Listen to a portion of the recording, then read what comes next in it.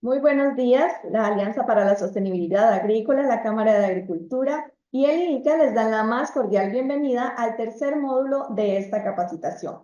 Como en otras exposiciones, hoy tenemos dos profesionales con amplia experiencia que nos van a compartir sus conocimientos sobre los principales conceptos en materia de agroquímicos y los desafíos que enfrenta el país en relación a la modernización del registro de nuevas moléculas. Les recordamos que al finalizar cada exposición habilitaremos un espacio de 10 minutos para sus consultas. Pueden enviarlas por medio del chat durante la presentación o pueden levantar su mano cuando habilitemos el espacio. Sin más preámbulos, le damos la más cordial bienvenida al ingeniero agrónomo y máster en gerencia empresarial, el señor Juan Delgado, quien actualmente es el director de LifeBeat, del Departamento de Investigación, Innovación y Desarrollo de AMBAC para Latinoamérica. Bienvenido, don Juan, adelante. Un gusto, Kimberly, y amigos y amigas que nos acompañan. Para mí es un honor estar acá y espero que lo que les vamos a compartir aquí en un ratito les contribuya y les sume valor para sus respectivas gestiones. Sin más, entonces voy a proceder a compartir pantalla y cualquier duda o cualquier consulta, como dijo Kimberly, al final del tiempo de la presentación, con muchísimo gusto vamos a tratar de poder abordar esas consultas. Entonces, nada más me confirman si ya puedo arrancar, Kimberly, si están viendo mi pantalla en pantalla completa. Sí, señor, ya está listo.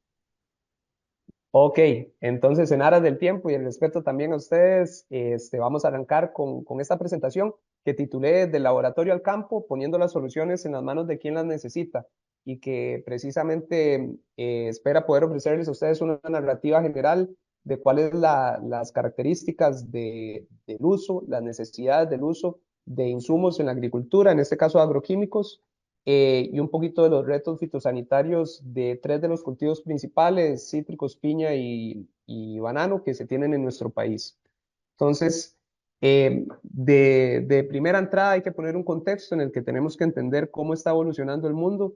Demográficamente nos enfrentamos a un reto en el que se espera que para finales del 2020 ya estamos en 7.9 billones de personas, pero nos vamos acercando hacia un 2050 donde van a haber poco más o cerca de 10 billones de personas.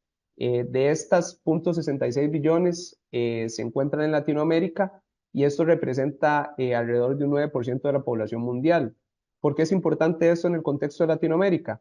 Porque necesitamos, y este es uno de los retos a los que se enfrenta el sector agrícola, que necesitamos producir más con menos. Suena muy cliché y suena muy reiterativo de tal vez el speech general que desde el sector agronómico hacemos hacia el mundo, pero es la realidad. Se requieren alimentos para 9.150 millones de personas acercándonos al 2050 y de eso 80% viene de nosotros en la agricultura. Eso nos implica un reto de productividad porque necesitamos producir un 60% más de alimentos que hoy en día, pero la frontera agrícola cada vez se va cortando. Entonces es un tema de eficiencia, de maximizar productividad y para eso definitivamente el uso de insumos ha demostrado a lo largo de la historia que logra contribuir en aumentar esos niveles de productividad. Y eso tomando en cuenta también que como voy a poner aquí el pilotcito para que lo puedan ver, que no es solo el tema de la parte demográfica, sino que tenemos un clima cada vez más retador y un agroecosistema que es cada día más complicado de enfrentar. Entonces, con base en esto es que nosotros desde la trinchera en la que estamos, eh, nos gusta pensar o analizar cada uno de los casos, como decía Carl Sprenger y que posteriormente Joseph von Liebig lo popularizó, el principio del factor limitante, que establece que ningún proyecto, ninguna iniciativa, ninguna actividad puede ir más allá de lo que su principal factor limitante le permite. En el caso de la agricultura, y viendo esto como una metáfora de un barril, uno no puede llenar de agua un barril más allá de lo que su tablón más bajo le permite. Por más agua que tenga, por más caudal que tenga, siempre el agua se va a salir por el tablón más bajo. Establecer y diagnosticar cuáles son esos tablones más bajos es un arte, y más en una actividad biológica donde todos esos factores se entrelazan entre ellos y muchas veces requiere un manejo holístico. Sin embargo, una de las herramientas para las cuales muchas veces contamos los agricultores y los agrónomos para enfrentar esa retadora situación de la agricultura es el uso de insumos. Y en ese caso es un poco de lo que vamos a hablar hoy. En lo personal, soy muy creyente del uso de agroquímicos, pero totalmente en contra del mal uso de agroquímicos. Entonces, lo que hay que saber es cómo hacer las cosas para poder hacerlas bien y precisamente parte de eso es de lo que esperamos compartirles el día de hoy.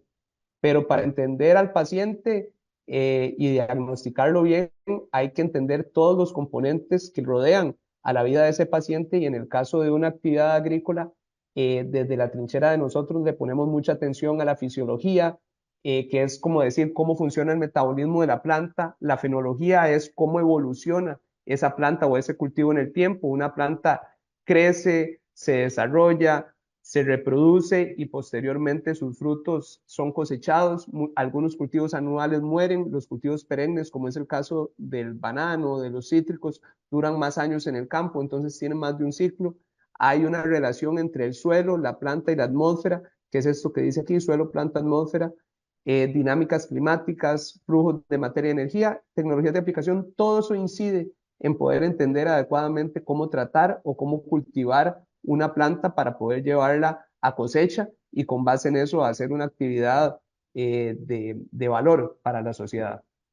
Cuando nosotros tomamos todo esto, además tenemos que entender varios de los factores que inciden en cómo hacer la formulación o cómo establecer o desarrollar un producto, pero al final todo esto tiene que impactar sobre el rendimiento.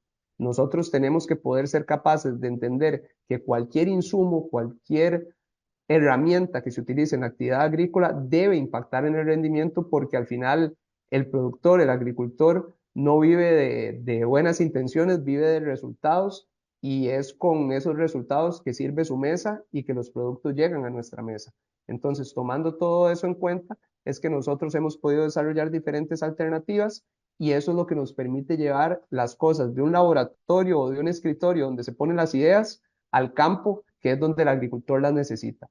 Entonces, con base en esto, es que vamos a hablar hoy de agroquímicos, porque precisamente los agroquímicos son una de esas herramientas que nos han permitido evolucionar en la actividad agrícola y que como vimos ante el reto demográfico, ante el reto ambiental que nos está planteando el mundo, tenemos que entender adecuadamente cómo y qué es un agroquímico, pero además si los vamos a utilizar, cómo utilizarlos adecuadamente. Y al final de la presentación vamos a ver algunos ejemplos de por qué se necesitan estos agroquímicos con amenazas reales, no ilusorias, a las cuales están enfrentando nuestros agricultores hoy en día. Pero entonces, arrancando, ¿qué entendemos por un agroquímico? Al final, los agroquímicos son productos que se usan para, ya sea preservar o incrementar la fertilidad del suelo, mejorar el rendimiento de los cultivos, garantizar la calidad de las cosechas que esos cultivos deben darnos, o disminuir o controlar plagas u otros organismos nocivos o factores de estrés, cosas que afectan al cultivo y que mediante el uso de estos agroquímicos podemos mitigar o aliviar. En general, también se puede hablar de agroquímicos, hay clasificaciones de agroquímicos. eh, Está muy, y desde hace tiempo está muy de moda oír de los productos orgánicos, que son normalmente agroquímicos que vienen extraídos por síntesis o procesos naturales. Vienen normalmente de procesos de extracción de la naturaleza o procesos muy naturales, se puede decir, en su proceso de formulación. Otros que son los sintéticos, que normalmente se producen a través de síntesis químicas a nivel de laboratorio, o a veces hay productos híbridos que son una combinación de ambos, que tienen características orgánicas o biorracionales y características también sintéticas, que son lo que se consideran agroinsumos híbridos. En el caso de nosotros, y solo para ponerles un ejemplo real, nosotros en AMBAC tenemos, por ejemplo, una línea que es Green Plants, que se dedica a producir agroquímicos de qué tipo? Nutrientes y fertilizantes, que son químicos utilizados para mejorar, valga la redundancia, la nutrición y la fertilización de los cultivos para mejorar sus rendimientos. Tenemos, por ejemplo, también el negocio central de AMBAC, que es la fabricación y distribución de insumos, que muchos de ellos son de tipo sintético, pero también desde hace unos años desarrollamos el concepto AmGreen, que por ejemplo es una sombrilla de todo un portafolio de soluciones que son consideradas biorracionales. ¿Y por qué?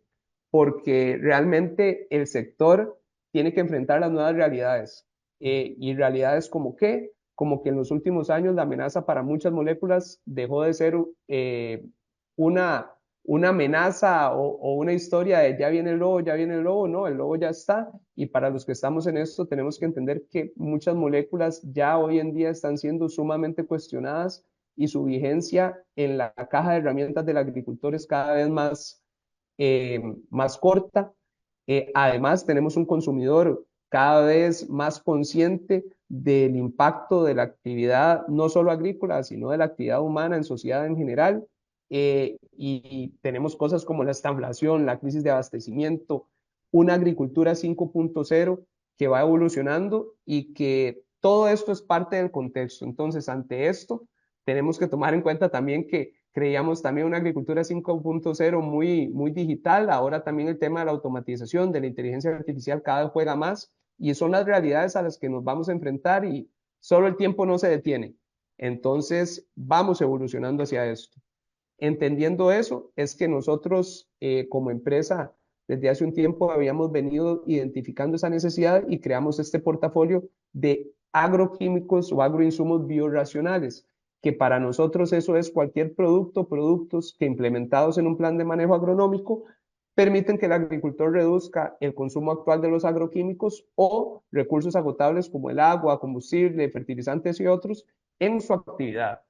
Entonces, hoy en día, y gracias a el desarrollo de tecnologías y de investigación, el agricultor cuenta en su caja de herramientas con herramientas no solo del índice de tipo sintético, sino también varias herramientas de tipo biorracional. Y esto ya es una realidad. Mucho del trabajo de nosotros recae en poder, como digo yo, sacar las herramientas de la caja de Pandora, donde a todo el mundo le da miedo o no se sabe cómo utilizar, a la caja de herramientas para que efectivamente puedan llegar a donde se necesitan, que es al campo. Por otro lado, los agroquímicos hay de diferentes tipos, hay formas de clasificarlos con base en el objetivo por el cual se utilizan. En ese caso podemos hablar de fertilizantes, de coadyuvantes, que un coadyuvante es un producto que al utilizarse mejora el desempeño o calidad del uso de otro. Ahora van a ver algunos ejemplos. Hay herbicidas que se utilizan para controlar malezas, hay insecticidas y acaricidas que, como su nombre lo dice, se utilizan para controlar insectos o ácaros. Hay fungicidas y bactericidas, que como su nombre lo dice, un fungicida se utiliza para controlar un daño ocasionado por un hongo, un bactericida un daño ocasionado por una bacteria. Eh, Hay productos que tienen más de un objetivo, hay productos que funcionan como insecticida y acaricida a la vez, como insecticida y nematicida, que es control de nematodos, un fungicida que puede funcionar como fungicida y bactericida. Hay algunos que por su tipo de ingrediente activo pueden controlar más de una cosa y también hay rodenticidas o raticidas que son para precisamente controlar plagas de este tipo, vertebradas, como es el caso de roedores. Entonces, podemos ver que los agroquímicos se pueden clasificar como sintéticos, orgánicos, biorracionales, se pueden clasificar según su uso, pero también es muy importante que dentro de los que son biocidas, como es el caso de los herbicidas, fungicidas, insecticidas, nematicidas, también entendamos que se pueden clasificar o dividir de acuerdo a su mecanismo de acción. Hay productos, aquí estoy utilizando como ejemplo los fungicidas, que funcionan a nivel de contacto. Eso quiere decir que lo que tocan lo controlan y lo que no tocan no. En ese sentido, usando aquí la imagen, un producto que funciona por contacto va a controlar lo que llegue a estar en contacto con este punto rojo, pero si la plaga se encuentra lejana o si la enfermedad se encuentra lejana, no lo va a controlar. Entonces, características es que se redistribuyen poco desde el punto de caída o de deposición, actúan solo cuando entran en contacto, por lo cual requiere que la aplicación del insumo tenga muy buena cobertura. Si no hay un buen coadyuvante o algún compañero, como dicen los agricultores, alguna buena pega, se lavan fácilmente la cutícula, pero tienen una ventaja, que es que son multisitio, controlan a la plaga, la enfermedad en varios puntos de acción. Y ahora van a entender por qué eso es muy importante y eso los diferencia del otro tipo de productos que son los sistémicos. Al tener varios puntos de acción, esto es muy importante porque reduce la aparición de patógenos resistentes o de plagas resistentes a la forma en la que actúa el producto. Y eso es muy importante porque nosotros necesitamos que las cajas, perdón, que las herramientas duren en la caja mucho tiempo y no que entren una temporada y se vayan, porque ahora don Sergio les va a explicar con más detalle cuánto es el costo que implica llevar un producto a esa caja de herramientas y es bastante alto como para estar cambiándolos cada año. Por otro lado, ¿qué ventajas tienen los productos que funcionan por contacto? Cuestan menos normalmente, tienen un rango de efectividad que hay productos de contacto que son muy efectivos cuando sí logran entrar en contacto con la plaga y como actúan por varios sitios, no ponen en riesgo tanto la resistencia. Sin embargo, hay que entender algo, al ser de contacto son útiles solo para enfermedades que están expuestas o para plagas que están expuestas y normalmente por esas características requieren muchas aplicaciones para poder dar un control sostenido en el tiempo. Por otro lado, está la otra forma de ver los agroquímicos, que están los de contacto y hay otros que son sistémicos. Un producto sistémico logra penetrar en la planta y movilizarse dentro de ella. Sin embargo, también hay un concepto errado que la gente piensa que cuando es un producto sistémico, con aplicarlo solo en un punto se va a mover por toda la planta y ya se va a dar el control. Y no, hay tipos de sistemicidad limitada, sistemicidad acropetal, por ejemplo, una sistemicidad acropetal quiere decir que son productos que si se aplican en la base de la planta, se mueven hacia arriba de ese punto, acropetalmente, eso quiere decir que se mueven por los tejidos vasculares, subiendo en la planta y del punto de aplicación en la base pueden llegar hasta la copa en algunos casos. Eso tiene también limitaciones de movimiento. Hay productos que sí tienen una movilidad total en el sistema vascular, pero son los menos, no los más. Entonces, esto es muy importante porque muchas veces al agricultor se le llega diciendo es que este producto es sistémico y el agricultor piensa que entonces ya no tiene que ocuparse mucho de la calidad de la aplicación o que con eso ya está cubierto. Y es muy importante que ellos puedan entender el alcance y características específicas de cada producto para poder utilizarlos adecuadamente. También otra forma de clasificar los agroquímicos es de acuerdo a su grado de peligrosidad y esto es muy común y es muy normal escucharlo. Productos de banda roja son productos extremadamente peligrosos y de ahí las bandas toxicológicas van bajando en el nivel de peligrosidad hasta considerarse productos banda verde o cuya peligrosidad es mínima. Sin embargo, hay que entender a qué nos referimos con peligro y con toxicidad y con riesgo. Son tres conceptos que es muy importante entenderlos porque al final del día cualquier insumo, dependiendo del grado de exposición al que se tenga, puede tener un alto grado de peligrosidad si no se utiliza adecuadamente y con eso me refiero hasta el agua.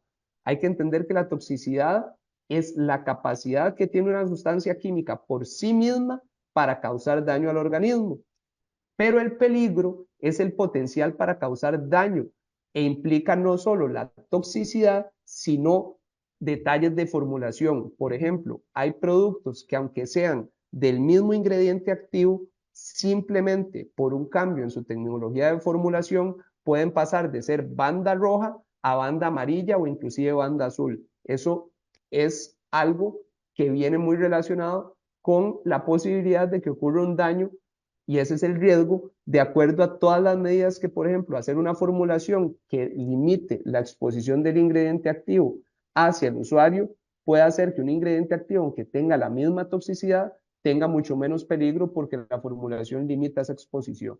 Entonces, eso también es importante porque cuando se habla de agroquímicos, a veces echan todo en una misma bolsa y como han venido viendo a lo largo de la presentación, hay diferentes tipos de agroquímicos y con base en esos agroquímicos o con base en esas clasificaciones, definitivamente no podemos comparar peras con chayotes. Necesitamos entender esas características para dimensionar cuáles pueden ser los impactos del uso y del uso correcto o del mal uso, si se llega a dar, de una molécula o algún producto. También es muy importante entender esto, perdón, es muy importante entender que los agroquímicos también se deben y se pueden clasificar con base en el mecanismo de acción o cómo funcionan, no solo a nivel de contacto sistémico, sino con una clasificación que son los grupos toxicológicos. Y esto es muy importante porque es vital para evitar que se genere resistencia. La resistencia es cuando después de un tiempo de exposición continua al mismo mecanismo de acción, una población se hace progresivamente resistente. Esto es como con el COVID. Cuando vino el COVID, que fue una enfermedad muy dolorosa, ha sido una enfermedad que a todos nos ha llegado a tocar de alguna manera, eh, hubo gente que no le daba nada cuando le pasaba el COVID. Siempre en una población hay individuos que tienen genéticamente la posibilidad de defenderse mejor ante una amenaza. Esa es la base de la evolución. Entonces, si esos individuos son continuamente expuestos al mismo mecanismo de acción, progresivamente van a ser una población que va a ser predominantemente resistente. Entonces, no va a tener más sensibilidad al agente de control que le estamos aplicando. Si eso ocurre, podemos generar la pérdida total de efectividad o simplemente sacamos una herramienta de la caja porque ya no se vuelve una herramienta, se vuelve simplemente algo que está ocupando espacio y no es necesario. Con base en esto y para evitar que esto ocurra, es muy importante que en cultivos que requieren o enfermedades que requieren más de una aplicación para establecer un buen nivel de control, se pueda entre una aplicación y la siguiente rotar grupos toxicológicos. Por eso es que no hay una caja de herramientas sostenible que tenga solo una herramienta para cada amenaza. Necesitamos rotar entre herramientas para dar un control sostenible en el tiempo. Entonces, ahora sí, ya entendiendo lo que son agroquímicos, cómo de forma muy general se pueden clasificar, es muy importante entender la importancia que tiene el manejo responsable de las aplicaciones, porque al final nada hacemos con una caja de herramientas que no se abre para sacar las herramientas de la caja y utilizarlas. Utilizar esas herramientas debe garantizar una alta eficacia, maximizar la eficiencia y resguardar la inversión del productor. Ninguna empresa como la mía, como la empresa donde está don Sergio, vive de vender y cobrar. Nosotros necesitamos que los productores hagan de cada cosa que se les da mucho más retorno de lo que les costó, porque el productor sirve su mesa con el retorno de esa inversión. Y así es como necesitamos que funcione. Entonces necesitamos que las cosas funcionen y funcionen bien para el productor, para el ambiente y para el consumidor. Y ahora hay que entender una cosa. Muchos de los productos se aplican con un medio o un vehículo que es el agua. Gran cantidad de los productos requieren diluirse o aplicarse en conjunto con agua para poder llegar a su objetivo porque los productos no se aplican puros.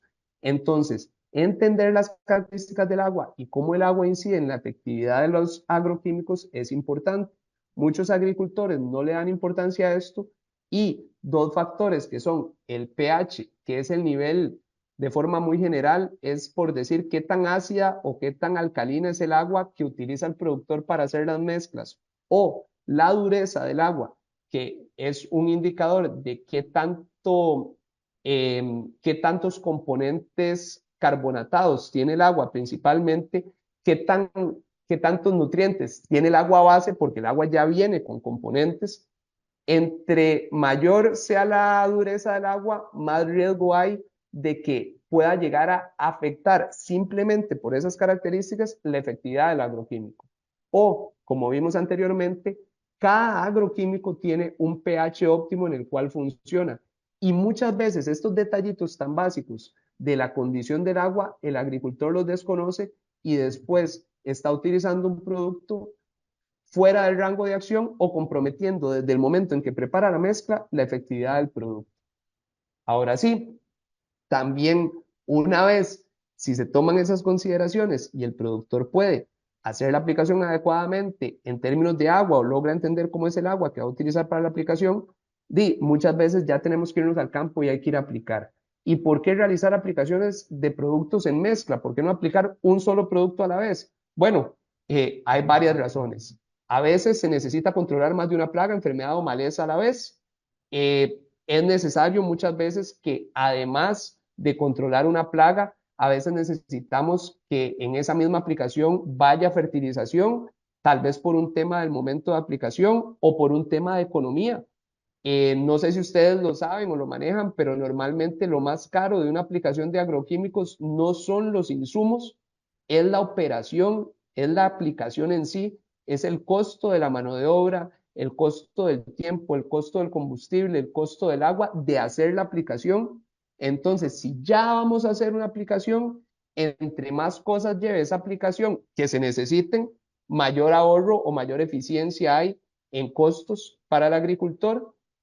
También a veces hay efectos complementarios o sinergismos entre moléculas, viendo el vaso medio lleno, viendo el vaso medio vacío, también es importante entender muchas veces cómo esas mezclas pueden llegar a comprometer la efectividad de alguno de los componentes, entonces eso hay que entenderlo bien, pero para eso también es que se hacen etiquetas, para eso es que se hacen las recomendaciones de uso de los fabricantes y es para seguirlas.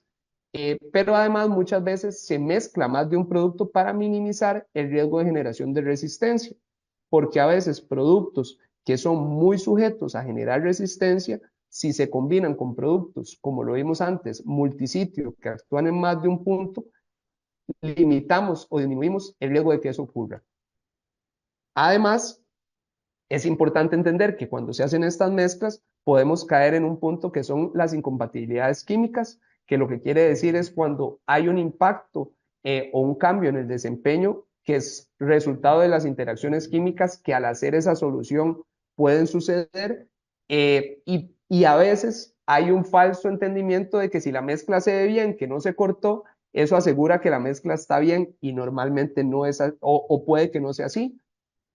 Puede que no estemos viendo que producto de una incompatibilidad química, como vimos antes, se modificó el nivel de acidez del agua y con eso perdió la actividad del ingrediente activo o la molécula o el agroquímico que aplicamos, o se pueden hacer formaciones de complejos que muchas veces esos complejos, cuando forman precipitados o cuando se juntan y entre ellos, como dicen popularmente, se cortan, se forman grumos y puede hacer desuniformidad también física.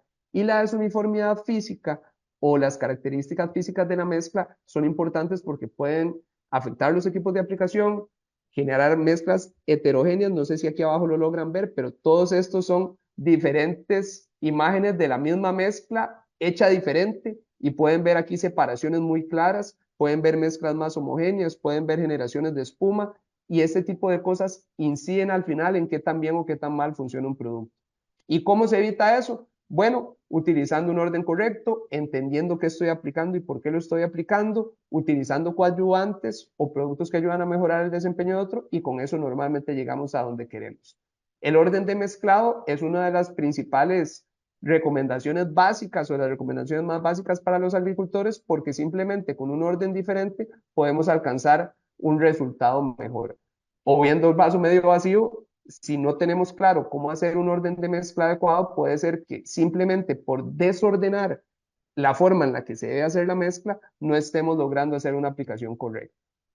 Por otro lado, ya saliéndonos del agroquímico, también hay que entender que el cultivo, la edad del cultivo, la arquitectura de la planta y el estado metabólico y las interacciones que tienen las plantas, los cultivos con el ambiente, inciden en el desempeño de la aplicación.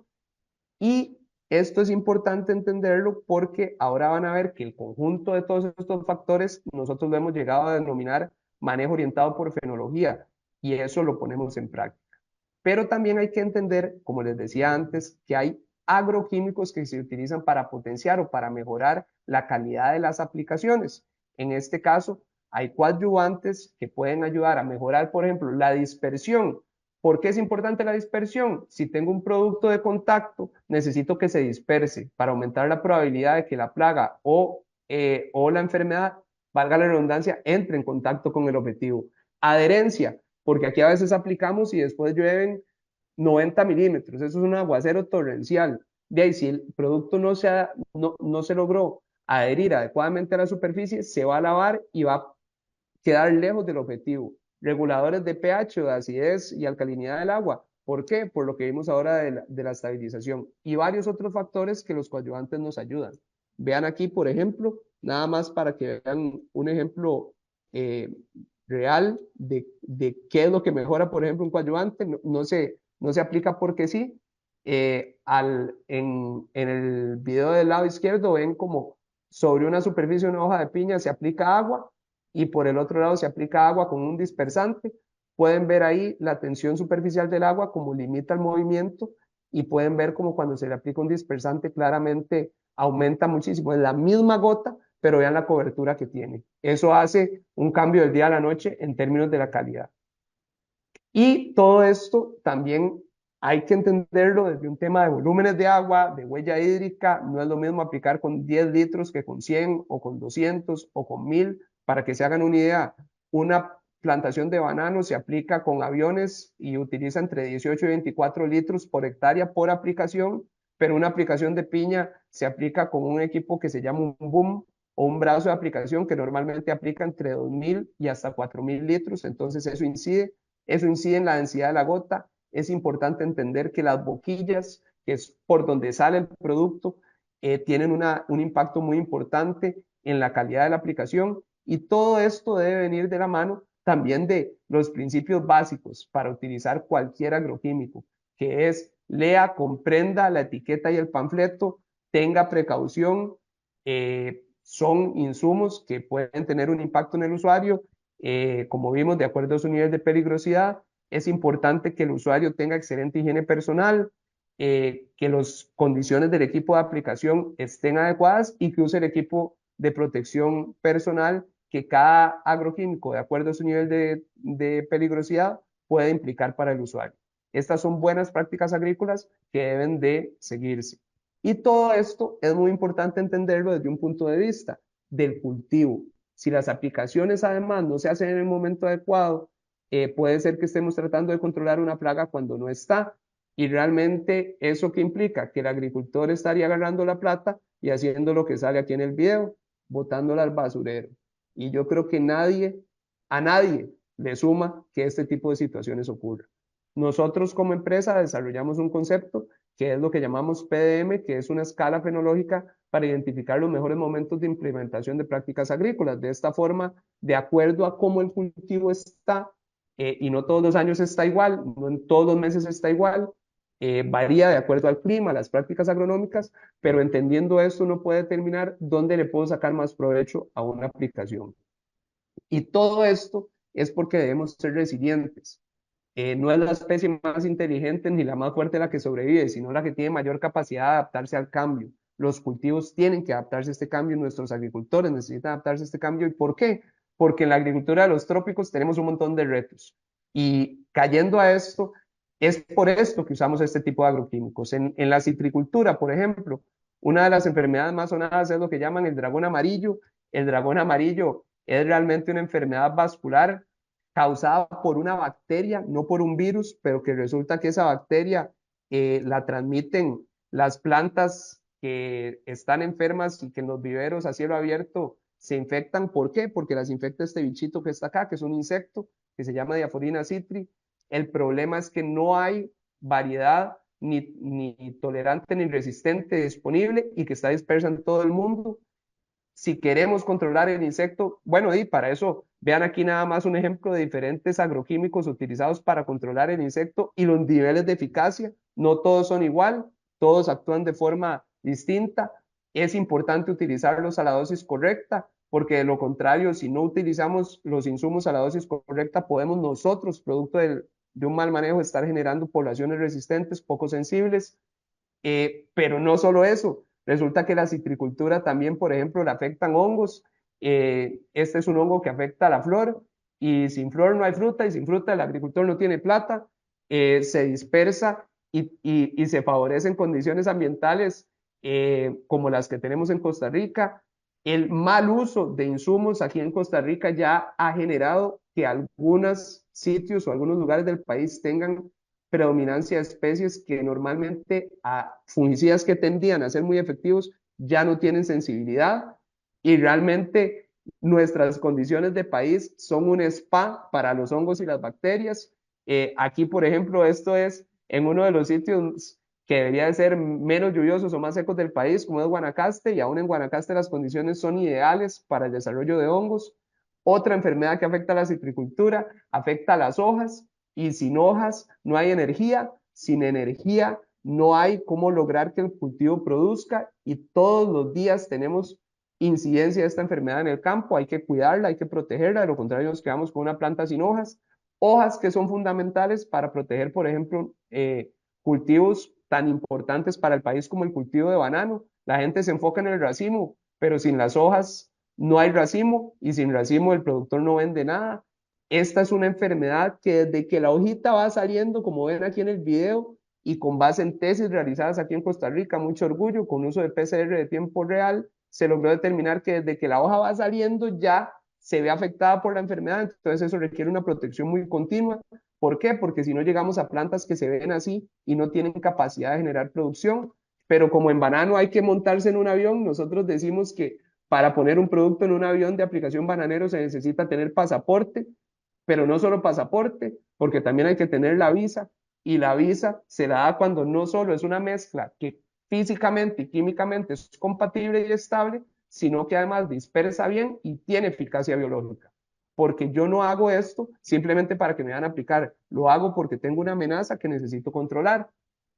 Y finalmente, en el tema de piña, para darles ejemplos de por qué se necesitan los agroquímicos, de ahí resulta que hay enfermedades, la raíz es normalmente la parte oculta de los cultivos, la gente no las ve, pero sin la raíz, para que se hagan una idea, en el cultivo de piña la raíz solo representa entre un 0,5 y un 3% del peso del cultivo, pero es determinante para que el 97% restante funcione bien. En nuestro país tenemos enfermedades, y vean por qué. Esto, por ejemplo, que ven aquí, nosotros logramos determinar que cuando hay enfermedades en la raíz de la piña, un 23% de su capacidad de crecer se ve afectada. Eso quiere decir que uno cada 4 días no está haciendo nada cuando tiene la raíz enferma con plagas. Hemos apoyado proyectos en conjunto con la academia para darle robustez y respaldo a todo esto. Estudiantes que han hecho trabajos impresionantes que nos han permitido entender la dinámica, pero también que hay que controlarlo. Y finalmente, otra enfermedad que es endémica, eso quiere decir que en todo lado está, en todos los cultivos, todas las plantas de piña la tienen, lo que pasa es que no la tienen en igual severidad, se llama fusarium. La fusariosis es un hongo que está permanentemente en el suelo y que afecta dentro de la planta el desarrollo o la capacidad de movilizar agua y nutrientes. Esto lo tienen todas las plantaciones de piña, y si no tenemos herramientas efectivas y eficientes para controlarlo, comprometeríamos un cultivo que exporta entre 750 y $1 billón por año. Entonces, de esta manera y honrando el tiempo, que creo que le llegué a los 40 minutos que Kimberly me pidió, de parte mía, de American Vanguard, estamos a la orden, y en lo que podamos ayudar con muchísimo gusto. Entonces, quedo disponible para cualquier duda, cualquier consulta. Nada más decirles, aquí fui a galope rápido, pero de cada uno de estos temas uno puede hablar horas. Entonces, me disculpo si algunas cosas quedan un poquito en el aire, pero para eso están estos minutos de preguntas, y si no, mi contacto, con muchísimo gusto, Kimberly, lo puedes pasar y no tengo ningún problema. Muchísimas gracias, Juan, por su importante presentación y por compartir con nosotros su conocimiento. Tenemos a don Carlos Garita, que desea hacer una consulta. Adelante, don Carlos. Buenos días, ¿cómo están? El saludo para todos y el saludo también para el expositor de hoy, Juan. Y Juan, son dos consultas. Claro, Carlos. Ya para los que ya están acá desde hace varios martes, saben que yo estoy enfocado en el café. Y Buenísimo. pues primero es, ¿cuáles son las principales afectaciones que sufre el café a nivel nacional? ¿Sí? Me refiero a enfermedades y plagas y demás. Y la otra son las recomendaciones. Vos hablabas del COVID y todo, pues uno habla de gripes, también bronquitis. Entonces, Juan me llama y me dice, mira, Carlos, es que tengo una gripe, ¿qué me recomendás? Tomate como decía mi tía abuela, una cheracol, ¿verdad? En ese tiempo. O tomate una acetaminofén. Pero bueno, eso creo, y con todo respeto para mis amigos caficultores, que eso pasa a nivel también de la caficultura, que dicen, mira, yo le implementé tal producto de tal marca, para no decir marcas, y a mí me funcionó buenísimo, pero bueno, sabemos que hay microclimas, que hay tipos de suelo, que hay variedades de café diferentes. Entonces, si eso también está afectando un poco, porque al fin y al cabo la producción de café se ha encarecido, pero creo que también mucho se va por el desperdicio en insumos agrícolas. ¿Qué pensás vos? Un gusto, don Carlos, y pura vida, gracias por la consulta. Coincido con usted con muchas cosas. Vea, en primer lugar, las principales amenazas del cultivo de café desde el punto de vista fitopatológico, a nivel de enfermedades, son la roya y la antragnosis. La antragnosis, lo digo porque la antragnosis ha llegado a tener mucha preponderancia en los últimos 3 años para la caficultura. Esas enfermedades, la roya afecta por un lado las hojas principalmente, y como les dije ahora, usando de ejemplo lo de cítricos, sin hojas no hay energía, y sin energía no hay flores, y sin flores no hay fruta, ¿verdad? Por otro lado, la antragnosis afecta directamente las flores, y eso de ahí compromete directamente la producción. Sin flores no va a haber fruta, y sin fruta no hay grano. Eso en lo que son enfermedades. En lo que son plagas, principalmente en el café, siempre sigue siendo un tema. La broca es importante, pero también los nematodos y las enfermedades de raíz muchas veces son esa mitad oculta que la gente, como no la ve, piensa que están todas, y normalmente no es así. Entonces eso hay que ponerle atención. Y en relación con lo que mencionaba don Carlos, el problema, y era parte de lo que yo quería que con mi presentación pudieran ver, que no es tan fácil como uno no llama al doctor, tose 2 veces y el doctor le dice, necesitas acitromicina, tómatelo 3 días y después, si no, mezclalo con amoxicilina. No, digamos, un doctor responsable no debería de hacer eso, y un consumidor responsable no debería de esperar eso. ¿A qué voy? Yo siento que nosotros necesitamos, y felicito a la Alianza por hacer lo que está haciendo, educar en varias vías, porque es necesario que los que están fungiendo como doctores, llámese en el caso de la agricultura, los ingenieros agrónomos, tengamos la conciencia de entender la importancia y la magnitud de las recomendaciones que damos y la responsabilidad que tenemos. Suena muy trillado, pero realmente a nosotros nos necesitan 3 veces al día si les va bien, ¿verdad? Entonces, definitivamente eso es algo que por lo menos mi persona y la empresa que represento nos tomamos muy en serio. Es una responsabilidad muy grande, pero el agricultor también debe educarse para entender qué esperar, porque muchas veces el agricultor sí quiere eso, sí quiere llegar al agroservicio y decirle al que está en el mostrador, ¿qué aplico? ¿Qué le echo? ¿Verdad? Y muchas veces también pasa por ahí. Es importante que los agricultores entiendan que en sus manos está lo que nos comemos, y no es poca cosa.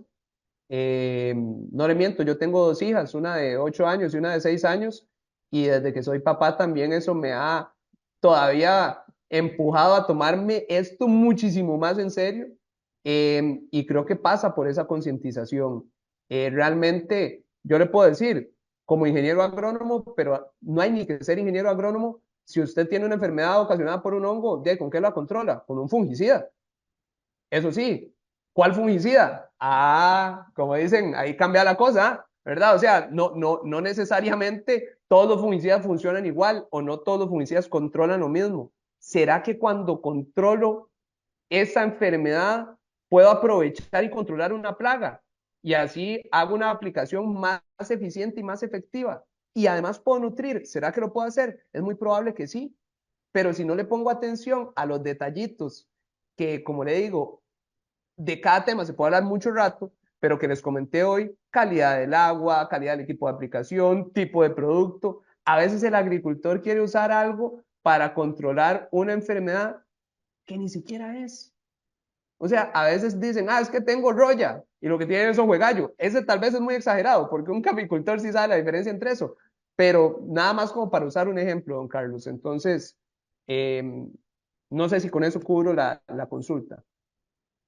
Sí, no, buenísimo, Juan. Y la última consulta es el asunto de las moléculas, digamos, una renovación de moléculas en el país. Sabemos que hay mucho problema con esa parte de fitosanitaria acá en el país, y pues inclusive pues Panamá, que es nuestro vecino del sur, puede implementar o tiene, o la familia agricultora tiene, caficultora tiene el permiso de implementar insumos que aquí no se tienen y Ujú. pues han tenido muy buenos resultados, como repito, enfocados en el café. Eh, Tenemos que ver qué hacemos, porque, y eso es algo, un comentario muy particular de mi persona, hay muchos intereses particulares acá en Costa Rica que no permiten que pues moléculas más avanzadas de otro tipo de origen también, pues se pueden implementar acá en lo que es el café, Juan.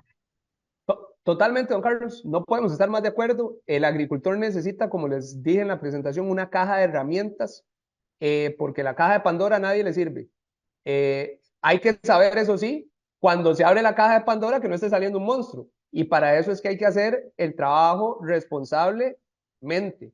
Les soy sincero, mucho de las moléculas más nuevas, un ejemplo, hace poco el país autorizó el registro de una molécula que se utiliza en la cantidad de ingrediente activo que requiere por hectárea para controlar, para lo que se usa, es de o un 5% del ingrediente activo que se utilizaba anteriormente, pero esa molécula es nueva para Costa Rica, pero no es nueva en el mundo. Lleva 20 y pico de años de existir, solo que aquí en esa presa que se tienen, de ahí hasta ahorita sale.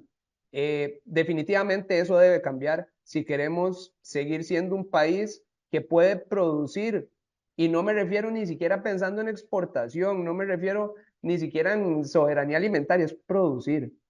Nosotros sí llevamos mucho estudiando con detenimiento el impacto de muchísimas variables en la agricultura y sí sabemos que sin herramientas de ahí a puro servicio y a puro turismo no nos vamos a jugar.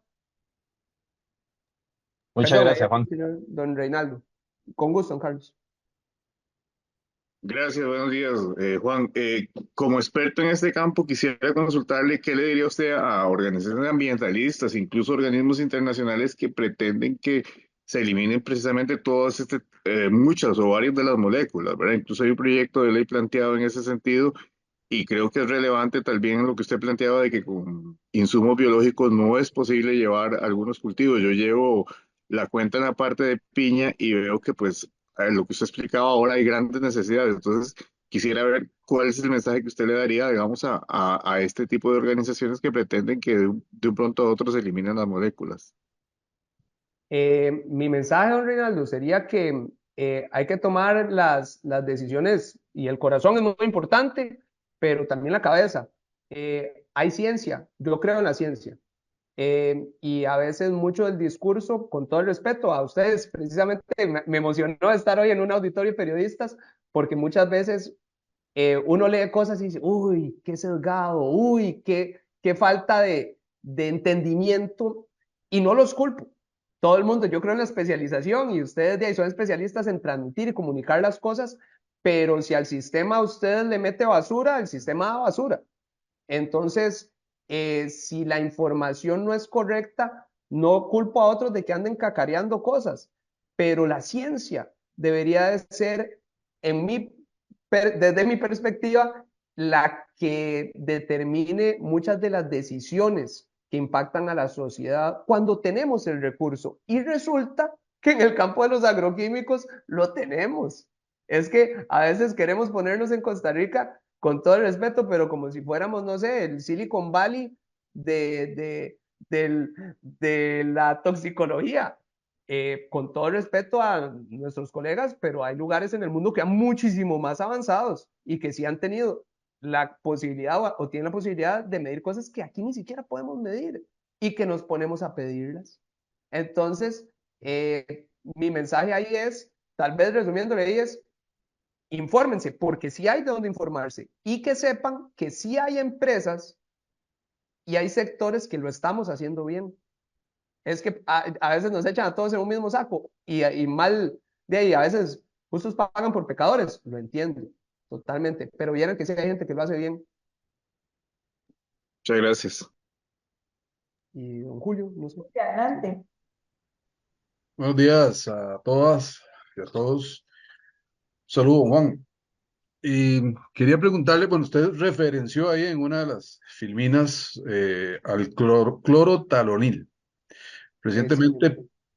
recientemente prohibido el uso en Costa Rica. Bueno, Ujú. y ahora, mm, ¿cuál será el sustituto de ese tan importante agroquímico que pues muchos agricultores y bueno, la gente que se dedica así, específicamente los agricultores, consideran que ese producto es indispensable para poder sacar adelante las cosechas?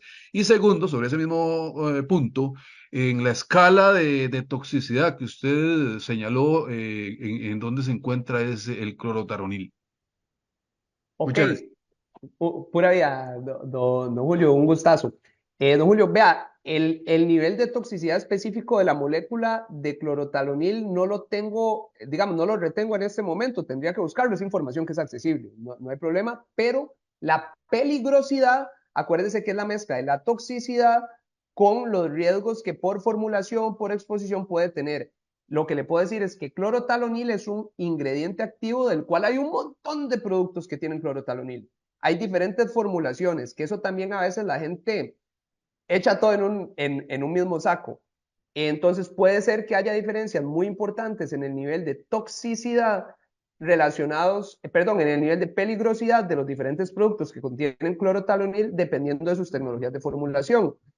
Eh, Respondiendo lo segundo, le puedo usar un ejemplo. Lo pasé muy rápido en aras del tiempo de la presentación, pero nosotros llevamos 6 años, por ejemplo, desarrollando un plan de manejo que permita a los bananeros no utilizar ni clorotalonil ni mancozeb para controlar la enfermedad más importante que tienen, que es la cigatoca negra. ¿Por qué? Porque un bananero estándar en Costa Rica, por ejemplo, utiliza 86 kilos de mancozeb por año. Eso es un montón, realmente, por hectárea me refiero. Entonces hemos logrado desarrollar un plan, pero que no se basa en un interés comercial o no se basa simplemente en la aspiración de tener algo, se basa en ciencia. O sea, se basa en resultados que podemos respaldar no con un año, con 6 años de investigación, porque eso es lo que le quería decir, don Julio, hay gente que sí lo está haciendo bien. Entonces, por ejemplo, hoy en día, una amenaza como esas, ya tenemos alternativas biorracionales para poder hacerle frente, pero no se puede extrapolar ese mismo resultado a todo. En el caso de los nematodos, por ejemplo, controlar nematodos con alternativas biorracionales, también llevamos 6 años y no lo hemos encontrado. O sea, y no es que no lo hemos probado. Para llegar a lo de Sigatoca, probamos 72 cosas. Y cada una de esas cosas se prueba siguiendo etapas muy rigurosas. Y ya le llegamos. Pero en el tema de nematicidas, wow, hemos probado, o sea, demasiadas cosas y todavía no le llegamos. Entonces, así como para algunos temas, yo le puedo decir, ya hoy en día tenemos con qué darle una alternativa para el que el agricultor meta en su caja de herramientas, de ahí en otros campos no lo tenemos, pero la ciencia nos lo está diciendo, no nos lo está diciendo no sé, una emoción de verano. Y esa era tal vez mi respuesta. Muchas gracias, don Julio, y a todos por sus consultas. Respetando el tiempo, ¿verdad? Y las responsabilidades de cada persona, vamos a dar paso al ingeniero agrónomo y, por supuesto, agradecer a don Juan por su presentación. Al ingeniero agrónomo Sergio Herrera, gerente de Asuntos Regulatorios, Custodia y Sostenibilidad para BASF de Centroamérica y el Caribe, quien cuenta con más de 35 años de experiencia en la industria. Adelante con su exposición, don Sergio, bienvenido. Gracias, gracias. ¿Se puede ver la presentación? Sí, señor. Bueno, muchísimas gracias a ASA por la oportunidad que me da de participar en esta reunión y a los señores periodistas por su tiempo. En mi caso vamos a tratar de hablar muy brevemente de algunos temas que están muy en la actualidad relacionados con el tema de los plaguicidas. Y esperamos contribuir un poco a que esto dé mejores criterios para comprender el tema de los plaguicidas. Mire, primeramente yo quiero comenzar por contarles a ustedes qué es lo que hay detrás de una etiqueta de un plaguicida. Déjenme ver, he pegado esto. Listo, ahí pasó. Ok, ¿qué es lo que hay detrás de una etiqueta de un plaguicida? Miren, en el año 1950, los requisitos para el registro de un plaguicida eran básicamente estudios agudos, estudios de corto plazo, de 90 días, y una cantidad de estudios relativamente pequeños.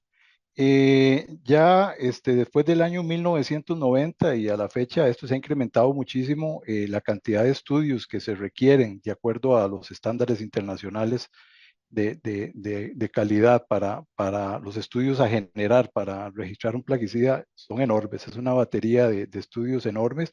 Ya se incorporan, además de los estudios agudos o de corto plazo, estudios subcrónicos y crónicos, o sea, los efectos de los plaguicidas a exposiciones reducidas, pero en el tiempo. ¿Qué es lo que ocurre?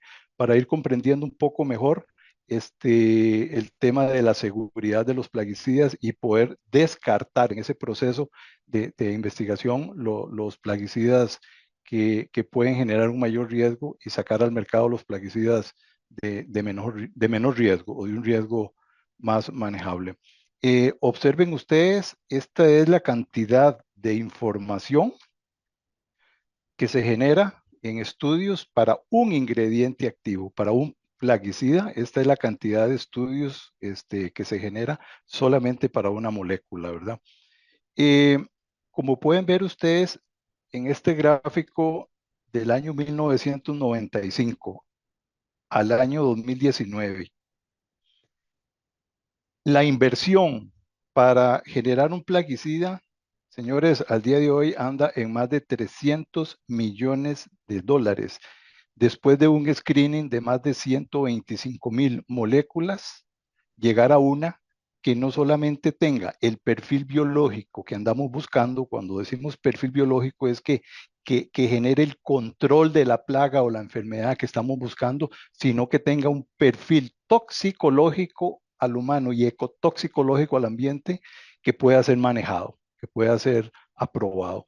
Entonces, estamos hablando hoy en día de una inversión para un plaguicida, ponerlo en el mostrador debidamente registrado, con una etiqueta, con sus respectivas recomendaciones de uso, más de 300 millones de dólares. Y observen que del año 1995 al año 2019, en el cuadrito abajo a la derecha, pueden ver que ya desde la síntesis de la molécula, desde la síntesis, que es en el momento en que se patenta la innovación, desde la síntesis a tener todos los estudios necesarios para hacer el registro fitosanitario y ponerlo en el mostrador, llevamos 12.3 años de investigación generando esos datos para registrar.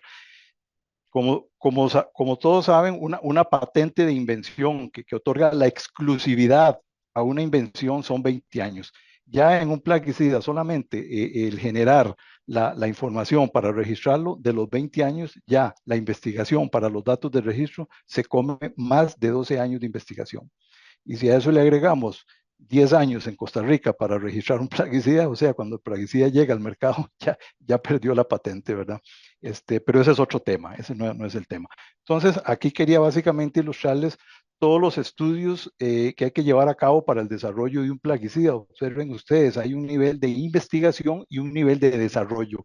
Un nivel de investigación en la parte química, como mencionaba Juan, inicia con una investigación química para la síntesis de la molécula. Luego hay una etapa de desarrollo químico, donde básicamente se entra ya a ver el tema de cuál es la mejor formulación para ese ingrediente activo que nos dé las mejores características biológicas para el control de la plaga y las mejores características de perfil toxicológico para el ambiente y la salud. Entonces tenemos una etapa de investigación, una etapa de desarrollo. Lo mismo en la parte biológica. Tenemos una etapa de investigación donde se determina que esa sustancia que apenas está recién inventada efectivamente tiene un control sobre las enfermedades del cultivo. Entonces tenemos una etapa de investigación, de research biology, de investigación toxicológica, y luego tenemos una etapa de desarrollo biológico para efectivamente encontrar cuál es la dosis, el momento de la aplicación que tenga ese control sobre las plagas. Igualmente en la parte toxicológica, para los mamíferos y igualmente para la parte ambiental. Si ustedes observan ahí solamente en la parte ambiental y toxicológica, la inversión es de más de 100 millones de dólares de investigación, ¿verdad? Cuando un producto sale al mercado, la etiqueta que tiene el producto con las recomendaciones de uso en cuanto a dosis, equipos de aplicación, equipos de protección del trabajador, son el respaldo para garantizar que ese producto no entraña un riesgo inaceptable a la salud y al ambiente. Todo eso es lo que está detrás de esa recomendación, señores, de esa etiqueta. Para eso se genera esta cantidad de estudios en esa cantidad de años. Entonces es importante mostrar qué es lo que hay detrás de una etiqueta de un plaguicida. Esto básicamente es un resumen de 11.3 a 12.3 años de investigación y del 2014 al 2019 ya vamos por más de 300 millones de investigación. En países como Europa o Estados Unidos, los registros de los plaguicidas tienen una validez de 10 años. A los 10 años, cuando las empresas van a hacer la renovación de ese plaguicida, actualmente se les está solicitando nuevos estudios de actualización para mantener el registro. Observen que en la Unión Europea van por más de 15 millones de dólares los estudios para renovar un plaguicida que ya estuvo 10 años en el mercado. Y esos estudios básicamente consisten, hoy en día les puedo decir que se están pidiendo ya no solo en la fase de renovación del registro, de re-registro, se están pidiendo ya no solo los estudios de la molécula original, sino de lo que llaman los metabolitos de degradación. Las moléculas se degradan en diferentes sustancias. Hoy en día hay que generar estudios, bueno, esas sustancias en las que se degradó el plaguicida en el ambiente, ¿tienen el mismo perfil toxicológico, sí o no? Bueno, hay que demostrar eso y hay que generar nuevos estudios. Entonces, realmente los plaguicidas cada día son sometidos a más requisitos de investigación y desarrollo. Una vez visto esto de qué es lo que hay detrás de una etiqueta de un plaguicida, quería comentarles cuál es la situación regulatoria en Costa Rica a través del tiempo. Miren, en el 2004 Costa Rica tenía un reglamento de registro, el 24337, un reglamento digamos que muy laxo. Se registraba únicamente el producto formulado con información digamos que buena, pero no suficiente si nos comparamos con un estándar internacional de calidad de registro como Europa en el 2004. Entonces, en el 2004, señores, intervino la Contraloría General de la República en el 2004 y exigió al Servicio Fitosanitario del Estado, al Ministerio de Agricultura de Costa Rica, que tenía que modernizar el reglamento de registro y llevarlo a un estándar, qué sé yo, de Europa. Entonces, ya en el 2007 viene el decreto 33495, que es el decreto ya de registro en el cual Costa Rica, por primera vez, antes de registrar un producto formulado, tiene que registrar el ingrediente activo, la molécula activa, que es la que genera los datos de toxicología y toxicología, al estilo europeo, el estándar europeo. Y después de registrar el ingrediente activo, que les digo yo a ustedes que hoy en día para presentar un dossier aquí en el Ministerio de Agricultura, ahí en La Sabana, en La Salle, donde ustedes conocen, de un ingrediente activo llevamos más de 10,000 folios de páginas. Y esos son resúmenes, ¿verdad? Solo para el ingrediente activo. Posteriormente al registro del ingrediente activo hay que registrar el producto formulado, que es otra modalidad de registro que está en el mismo decreto y es básicamente ya hacer el registro de los usos. Bueno, este producto formulado se va a registrar para el cultivo de banano, control de cigatoca, para café, control de roya. Entonces ya conlleva las dos modalidades, ingrediente activo y producto formulado. Sin entrar en detalle en los demás decretos, les puedo decir que en el 2021, en el año 2021, entra un nuevo decreto, el decreto, bueno, perdón, con todo esto, con todo esto que se vino de registrar los ingredientes activos con una cantidad inmensa de nuevos requisitos, esto fue lo que generó. Esto fue lo que generó el atraso en Costa Rica. Las autoridades han estado que no dominan bien el sistema, que viendo a ver qué pide Europa para pedirlo aquí. Y entonces esto ha generado que esa cantidad de requisitos y de aprendizaje por parte de las autoridades en Costa Rica es lo que ha hecho que todavía sigamos con un sistema que no camina. Eso se generó desde este momento, el 2004, cuando la Contraloría exigió un alto estándar de registro. En este nuevo decreto de registro, la Contraloría hizo vinculante la participación del Ministerio de Ambiente para que dé su visto bueno o su veredicto sobre los estudios de toxicología ambiental y Ministerio de Salud en la parte de toxicología humana. Sin embargo, la autoridad nacional competente es el Ministerio de Agricultura, pero la opinión de estos dos ministerios es vinculante. En el 2021 entra el famoso decreto 42769 que incorpora, con el fin de aligerar el proceso de registros en Costa Rica, incorpora el registro por reconocimiento. ¿Qué significa el registro por reconocimiento? Esto significa que si el ingrediente activo previo a registrar el formulado ya tiene registro en uno de los países de la OECD, que sabemos que son países con un estándar igual o superior al nuestro, aquí la idea es que si alguno de esos países de la OECD ya registraron ese ingrediente activo, que se reconozca ese registro de ese ingrediente activo en Costa Rica. La idea no es dejar de evaluar el producto, la idea es reconocer la evaluación de los datos que ya hizo un país de la OCDE. Esa es la filosofía de este decreto.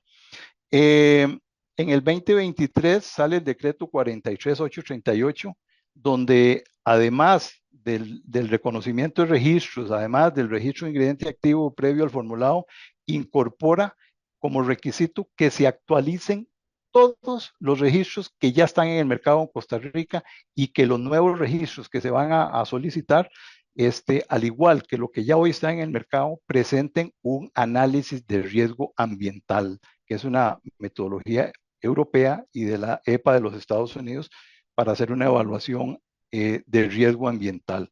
Entonces, las modalidades de registro que existen hoy en el reglamento actual en Costa Rica son básicamente el ingrediente activo por homologación de acuerdo a países OCDE, o también si no queremos hacerlo a través de una homologación de un país OCDE, podemos presentar toda la información completa del ingrediente activo que exige el reglamento.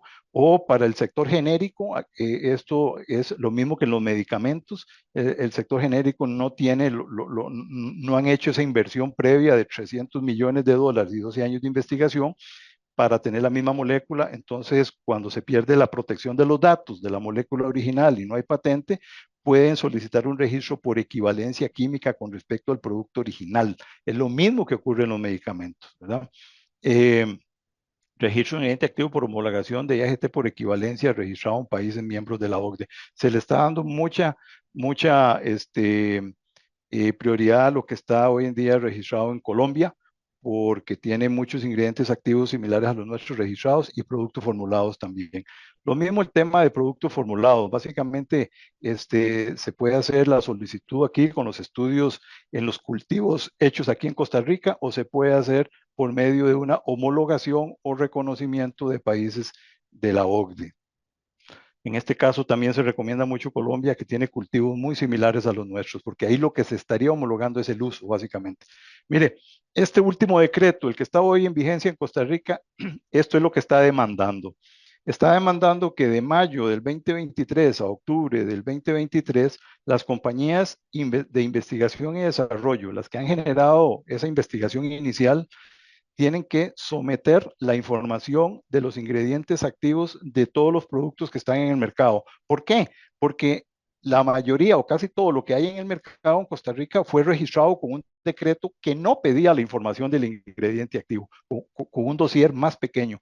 Entonces, lo que pretende el nuevo decreto es que lo que ya está en el mercado, lo que está hoy en venta en el mercado, actualice la información. Entonces, de ahí es lo que llaman el proceso de re-registro de lo que hoy está en el mercado. Hay tiempo, o había tiempo hasta octubre del 2023 para que las compañías de investigación y desarrollo sometieran esa información del ingrediente activo para que a partir de noviembre del 2023 a mayo del 2024 el sector genérico pueda solicitar su re-registro, su actualización a través del procedimiento de equivalencia con respecto a la molécula original. Luego viene el tema de los formulados, una vez de que esté aprobado el TGAI, que significa ingrediente activo grado técnico. Una vez que esté aprobado esta solicitud, proceder con los formulados, que es básicamente el que contiene los usos, ¿verdad? Uso para banano, para cítricos, lo que sea. Entonces, aquí es donde viene este nuevo reglamento a solicitar el ERA. El ERA es Environmental Risk Assessment, es la evaluación de riesgo ambiental. Para eso hay una metodología científica europea y de la EPA de los Estados Unidos, y es lo que quieren que se aplique para los principales usos de los cultivos que tienen las etiquetas hoy en día. Esto es una inversión que debe andar alrededor de los $30,000 para cada uso, una evaluación de riesgo ambiental del producto que toma en cuenta básicamente las características intrínsecas de toxicidad del producto y la cantidad de producto que va a llegar al ambiente de acuerdo a las recomendaciones de etiqueta. Eso es todo un estudio, un análisis para llegar a determinar mediante una fórmula de coeficiente riesgo si es aceptable o no es aceptable el riesgo. Bueno, eso existe en Europa, existe en Estados Unidos. Este nuevo reglamento en Costa Rica lo exige. También este nuevo reglamento pide información sobre residuos. Básicamente lo que hay que demostrar ahora es de que las recomendaciones de uso de la etiqueta en cuanto a dosis, número de aplicaciones, frecuencia de aplicaciones, no va a exceder los residuos permitidos para el consumo humano. Ya incorpora, vean ustedes qué interesante, información para la salud pública y para el ambiente. El análisis de riesgo ambiental, señores, es la metodología que se debe utilizar como criterio para tomar una decisión si un agroquímico debe prohibirse o no. Eso fue lo que se le debió aplicar al clorotalonil antes de prohibirlo por cuestiones que ahora vamos a comentar más adelante. Entonces, con esto lo que les quiero decir es que ya existe un reglamento con una metodología para tomar decisiones científicas de qué se va y qué se queda, qué se prohíbe y qué no se prohíbe. El tema es que apenas se está comenzando a implementar. Pero el riesgo de tomar esas decisiones de prohibir listas de productos no es conveniente, lo vamos a ver al final por qué. Pero lo bueno es que el nuevo reglamento tiene la metodología para hacerlo científicamente. Ok, otro punto que quería mencionarles es el tema del uso aparente de plaguicidas en Costa Rica. Mire, recientemente el ministro de Agricultura salió, ustedes saben que hay un estudio financiado por el PNUD de las Naciones Unidas, donde supuestamente determinó que Costa Rica era el país a nivel mundial con el mayor uso de agroquímicos por hectárea. Pueden ver ustedes en amarillo a la derecha, donde encontraron, según este estudio, que en Costa Rica se utilizaban 34.45 kilogramos de ingrediente activo por hectárea. Sin embargo, como pueden ver ustedes a la izquierda, realmente lo que se usan son 9.15 kilogramos. ¿De dónde surgió la diferencia? Bueno, primero que todo tenemos que tomar en cuenta que para obtener este dato hay que tener el dato de cuántos son la cantidad de hectáreas de cultivo en Costa Rica y cuánto es la cantidad de agroquímicos que se consume en Costa Rica. Una simple división, ¿verdad? ¿Quién es el que maneja esa información? Esa información solo la tiene el Ministerio de Agricultura, el Servicio Fitosanitario, que es el que lleva las estadísticas de importación y exportación de agroquímicos, y el mismo Ministerio de Agricultura es quien maneja el tema de la información de cuántas hectáreas agrícolas hay en el país. El Ministerio de Agricultura está pues bastante disconforme con esas publicaciones, al igual que cualquiera de nosotros, porque lo que hacen es ensuciar la imagen del país, de que somos el país con el mayor consumo de agroquímicos por hectárea, cuando no es así. Cuando el Ministerio de Agricultura utilizó sus datos, encontró que era 9.15. ¿Dónde estuvo la diferencia? La diferencia estuvo en que los estudios del PNUD, primero, tomaron la importación de agroquímicos total que hace Costa Rica, pero no tomaron lo que se reexporta. Costa Rica importa mucho para transformar. Cuando digo transformar es formular, reetiquetar, reenvasar y volver a exportar a otros países. Costa Rica es un hub para el tema de agroquímicos donde muchos entran incluso sin registros, porque no se van a nacionalizar, no se van a usar aquí, entran con otra figura que tiene el ministerio para ser reembasados, reetiquetados, y reexportados. Entonces, ahí el primer error que cometió la gente del PNUD de no tomar en cuenta lo que salía del país y no se quedaba aquí. Con respecto a las áreas agrícolas, el estudio tampoco tomó en cuenta las áreas de ganadería, pastos, que también conllevan el consumo alto de principalmente herbicidas y en algunos casos insecticidas. No lo quisieron considerar como área agrícola, eso no se vale. Entonces, la posición del Ministerio de Agricultura oficial y que lo tiene ya como dato en su nueva política agropecuaria es que va de 8 a 9 kilos y no los 34 kilos que anda diciendo ciertos sectores por ahí. Entonces, eso es importante que quede claro. Esto es básicamente lo mismo, la información generada por el Servicio Fitosanitario del Estado como información oficial. Mire, sobre las propuestas de prohibición de plaguicida en Costa Rica, y por ahí vi que alguien mencionaba el tema del clorotalonil, tenemos un problema. Y vamos a usar como ejemplo, no es una defensa que yo estoy haciendo, es un ejemplo. El clorotalonil en Costa Rica fue prohibido por la aparición de residuos en fuentes de agua en Oriamuno de Cartago. ¿Ok? El informe, para comenzar, el informe que emitió el Ministerio de Ambiente sobre este tema fue que el problema se debió a un mal uso del producto. Un mal uso, un producto más allá de las recomendaciones de etiqueta. Señores, si alguien hace un mal uso de las recomendaciones de etiqueta, aplica para medicamentos, para agroquímicos, para cualquier producto químico, pues está poniendo las cosas en riesgo. Los agroquímicos, los medicamentos, los químicos para la industria están hechos para que se utilicen tal y como está en la etiqueta. Bueno, fue el mismo Ministerio de Agricultura el que dijo, el problema es que se hicieron mal uso del producto. Comenzaron a aplicar productos cerca de fuentes de agua cuando la etiqueta bien decía no se podía aplicar, había que guardar ciertas distancias de esas áreas. Con esta información lo que les quiero mostrar a ustedes es, Costa Rica tiene una ley para niveles máximos permitidos en agua de agroquímicos que no está basada en ciencia.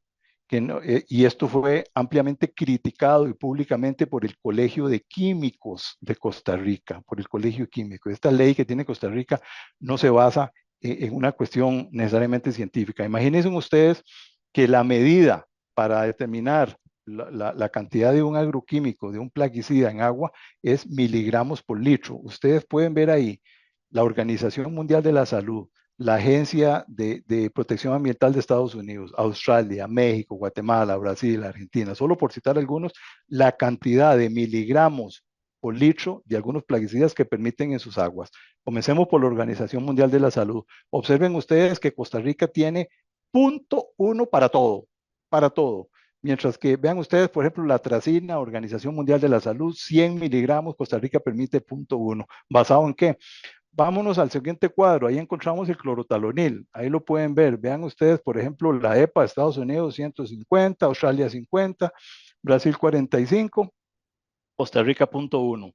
Entonces, señores, la decisión de prohibirlo se tomó porque salió un poco arriba de 0.1, ¿verdad? Entonces, no fue una decisión basada en ciencia. Y como les digo, públicamente y en la prensa ha salido el Colegio de Químicos de Costa Rica oponiéndose rotundamente a este tipo de decisiones.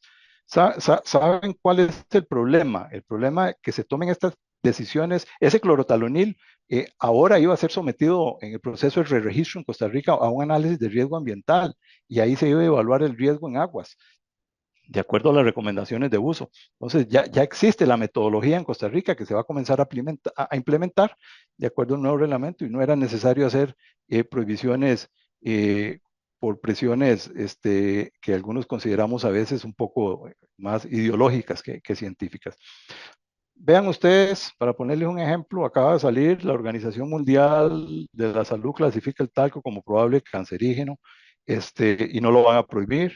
Yo no sé si ustedes sabían que las carnes rojas y los embutidos están clasificados como probable cancerígenos también y no los van a prohibir y son de consumo directo. Es que un plaguicida, todavía el agricultor tiene la oportunidad de que si usa los equipos de protección es no exponerse al producto. Entonces, esa es un poco la situación con respecto a las prohibiciones. Vea, vamos a hablar un poquito también para complementar lo que dijo Juan sobre la importancia del uso de plaguicidas en la producción de alimentos. Esto es información de Philip McDougall en internet, cualquiera puede accesar. Ustedes pueden ver ahí este gráfico, lo que nos dice es, por ejemplo, la barra celeste o azul abajo es cuál sería la producción en porcentaje de cada uno de esos cultivos si no hubieran crop protection o plaguicidas, si no hubieran CP, crop protection, plaguicidas. Entonces ahí vemos cuál sería la producción extra cuando se utilizan los agroquímicos. Y arriba en el último segmento, pues básicamente cuál podría ser la afectación por otros factores. Pero vean ustedes qué importante, dependiendo del cultivo, así es mayor o menor el impacto que tienen los agroquímicos para mejorar la productividad. Y como bien lo explicó Juan, vamos a más de 9.000 millones de habitantes en el 2050 con una frontera agrícola o tierras arables totalmente limitadas, ya llegando en su frontera, donde la única opción para garantizarle la alimentación a esta población creciente es aumentar la productividad. La productividad. Vean qué interesante este gráfico. Ustedes pueden ver en la línea de abajo, horizontal, celeste, las hectáreas de cultivo en millones a nivel mundial. Observen ustedes las otras líneas, básicamente la producción de alimentos en toneladas, la raya anaranjada, la población, cómo va creciendo la población, cómo va creciendo la producción de alimentos, y la roja, cómo va incrementándose la productividad de los alimentos. Todo esto en una área agrícola que no crece. Entonces, si comparamos con esto, es gracias a los protectores de cultivos que se puede garantizar la seguridad alimentaria sin tener que ir a deforestar bosques para aumentar las áreas de siembra y poder darle de comer a la población. Un punto que me gustaría comentar con ustedes es sobre el riesgo de la prohibición de plaguicidas cuando se hace sin bases científicas, sin que se haga como se puede hacer hoy en día, con base en un análisis de riesgo, que afortunadamente lo vamos a hacer con la nueva regulación de Costa Rica. Alguien mencionaba antes de listas de prohibiciones y esas cosas. Bueno, los productos no se pueden prohibir, hacer listas de prohibiciones. Tiene que verse caso a caso cada producto, ¿no? No se pueden hacer listas, tiene que ser caso a caso y hacer una evaluación de riesgo producto a producto. Vea, ¿qué es lo que sucede cuando prohíben un producto en Costa Rica? Esto, desgraciadamente, es lo que sucede. Ingreso ilegal de productos. Por Panamá, por Nicaragua, ingresan productos que o están prohibidos en Costa Rica o no están registrados en Costa Rica.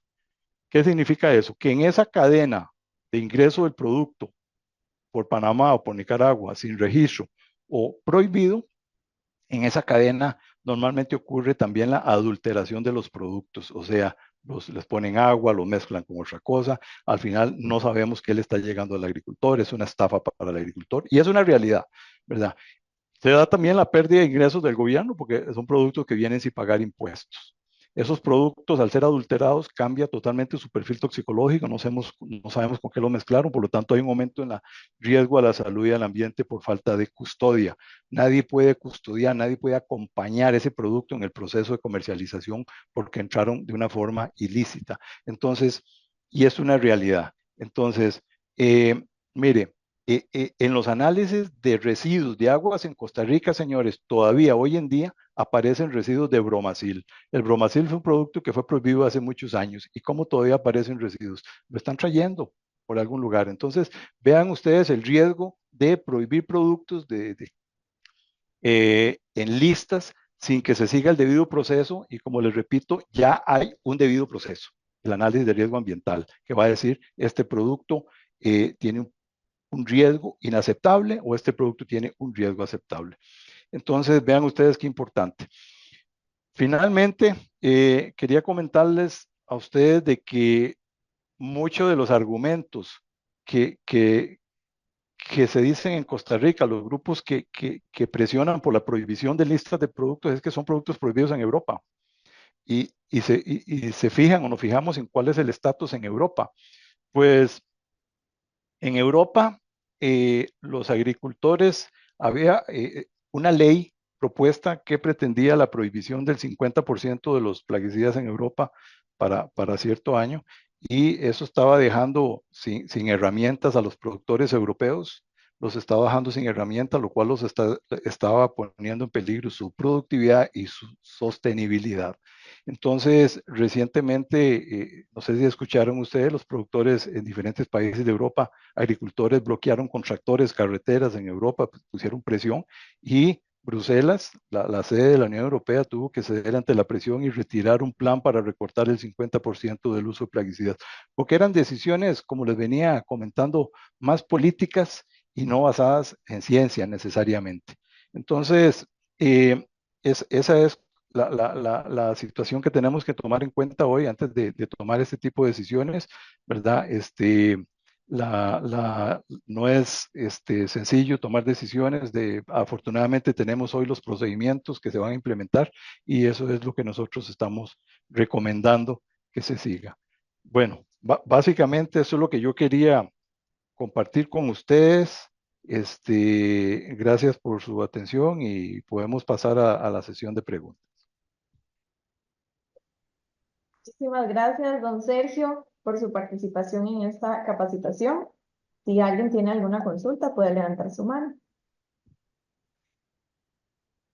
Me parece que don Julio la levantó, pero no sé si fue accidental. No, es que dedazo ahí la volvió a bajar. Mantengo mi mano en alto, ingeniero. Buenos días. Y sobre la situación a ver, ¿cómo era la cuestión? Sobre esa noticia que nos dejó tan mal, salimos tan mal en la foto, según Perú, con el uso excesivo de plaguicidas. Bueno, ahora usted está planteando que hay tres condiciones. Debieron tomarse en cuenta tres condiciones para llegar a esa conclusión, que aparentemente no lo hizo el PNUD. Bueno, uno es el uso de los agroquímicos en la agricultura propiamente, los productos que consumimos directamente.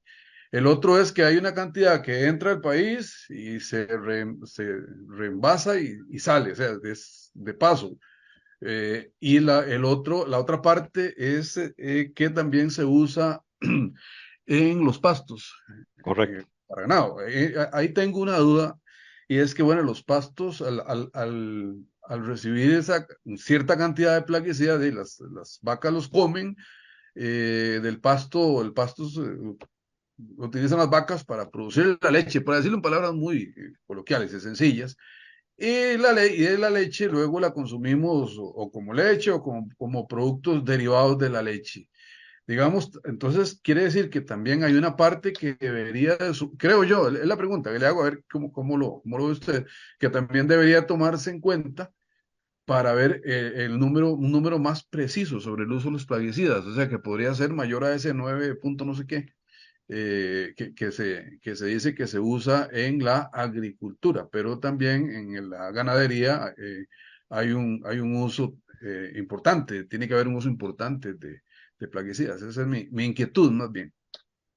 Gracias. Sí, gracias. Mire, sí, efectivamente, quien no tomó en cuenta las áreas de pastos fue el estudio del PNUD. Por lo tanto, había que dividir la cantidad de plaguicidas en una área menor. Era solo el área agrícola y no de pastos, y eso hacía que el resultado fuera una estimación mayor. Efectivamente, al meter usted las áreas de pastos, que tengo entendido que andan alrededor de 1 millón de hectáreas en el país, pues eso definitivamente la cantidad de kilos de agroquímico por hectárea va a ser menor que si no metes 1 millón de hectáreas de pastos.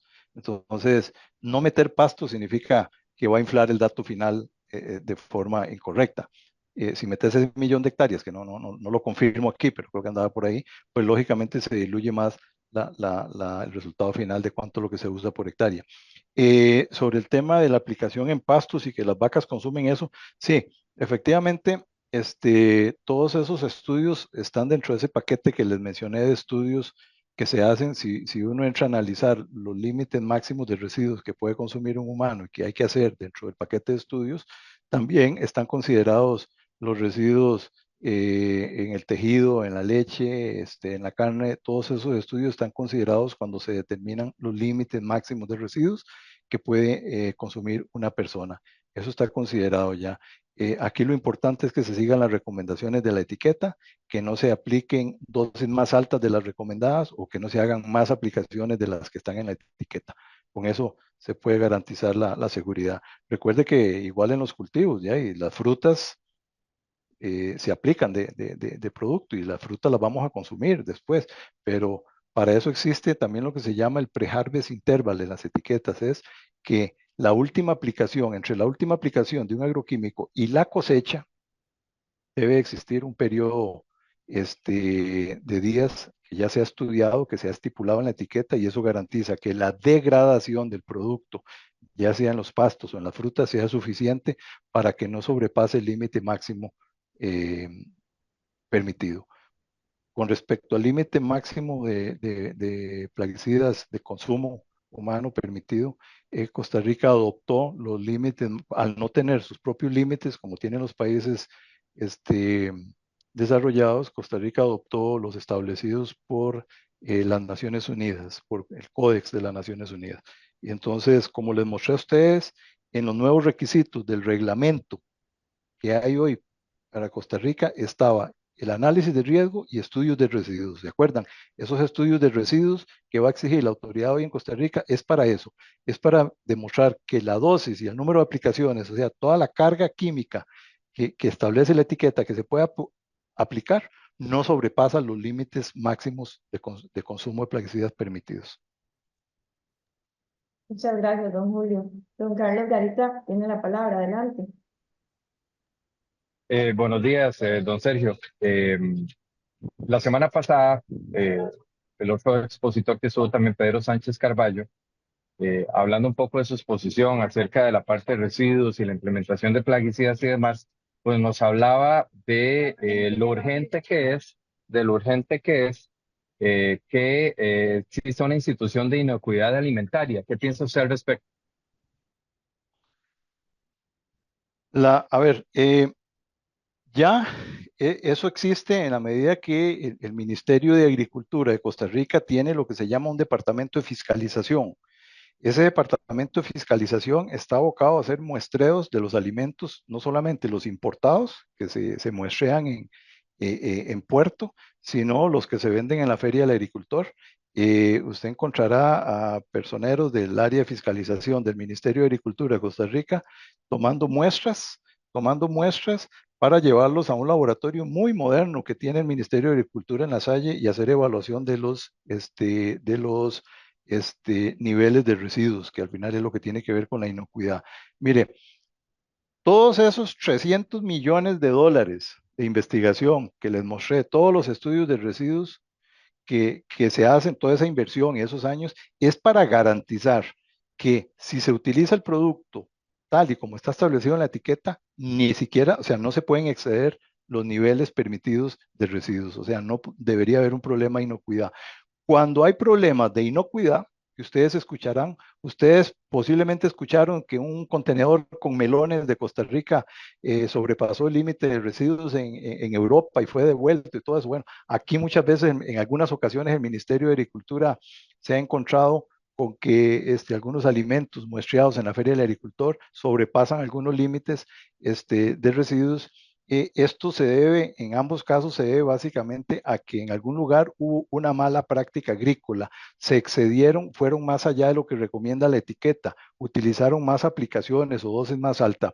Por eso, para eso es que todas estas empresas hoy en Costa Rica estamos asociados y financiando programas de educación en buenas prácticas agrícolas. La solución para no caer en temas de inocuidad es la educación en buenas prácticas agrícolas. Esa es la alternativa que tenemos. Entonces, cualquier otra cosa adicional a lo que ya hoy existe, pues es bienvenido, pero el cumplimiento de la etiqueta es lo primero para que no haya problemas de inocuidad y por si acaso han habido malas prácticas agrícolas, y está el trabajo del Departamento de Fiscalización del Ministerio de Agricultura con un laboratorio de residuos de primer mundo que tienen ellos.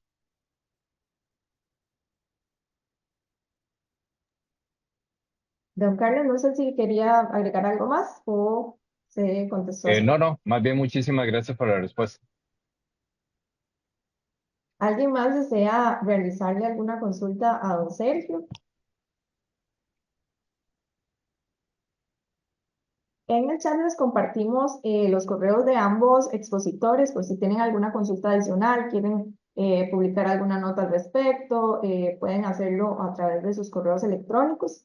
Agradecemos la participación de ambos expositores, por supuesto, y la participación de ustedes, que esperamos que sea de gran provecho para el periodismo nacional, este tipo de temas. Muchísimas gracias, creo que ya nos despedimos de ustedes para aprovechar el tiempo y que ustedes también puedan atender sus responsabilidades. Que tengan un muy buen día. Nos vemos el próximo martes.